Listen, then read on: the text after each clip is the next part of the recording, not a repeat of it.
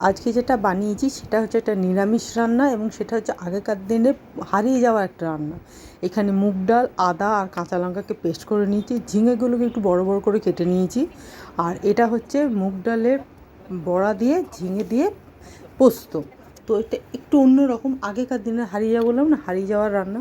তো এখানে মুগ ডালটাকে যে বেটে নিয়েছি তার মধ্যে একটু পরিমাণ মতো নুন আর অল্প হলুদ দিয়ে পকোড়াগুলো ভেজে নিয়েছি। এর মধ্যে খাবার সোডা দেওয়া বা বেসন দেওয়ার কিচ্ছু দরকার নেই, একটু ভালো করে ফেটালেই ফ্লপি হয়ে যাবে, পকোড়াগুলো হয়ে যাবে। তো পকোড়াগুলো হয়ে যাওয়ার পর এগুলো সাইডে আমি তুলে রেখেছি।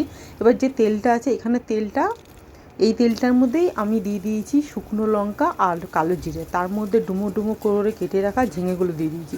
রান্না করতে বেশিক্ষণ সময় লাগে না, ঘরে যাবতীয় জিনিস দিয়েই হয়ে যায়, কোনো এক্সট্রা কোনো জিনিস লাগে না, একদম সিম্পল রান্না এবং খেতেও অসাধারণ। আর গরমের দিয়ে যা গরম পড়েছে তার মধ্যে হালকা পাতলা রান্না খাওয়া খুব দরকার। এই ঝিঙেগুলোকে পরিমাণ মতো নুন আর হলুদ দিয়ে একটুখানি ভেজে নিলাম, তারপর এখানে পোস্ত বেটে রেখেছিলাম। আর এখানে পোস্তটা বেটে রেখে পোস্তটা দিয়ে দিলাম। পোস্তটা দিয়ে ভালো করে কষিয়ে তার মধ্যে 3টে কাঁচা লঙ্কা, একটুখানি সামান্য মিষ্টি দিয়েছি, করে আমি ঢাকা দিয়ে দিয়েছি। ঢাকাটা খুলে যখন এটা ফুটে উঠেছে, ঝিঙেগুলো যখন নরম হয়ে গেছে, তার মধ্যে পকোড়াগুলো, যেগুলো মুগ ডালের পকোড়া ভেজেছিলাম, সেইটা এখানে দিয়ে দিয়েছি।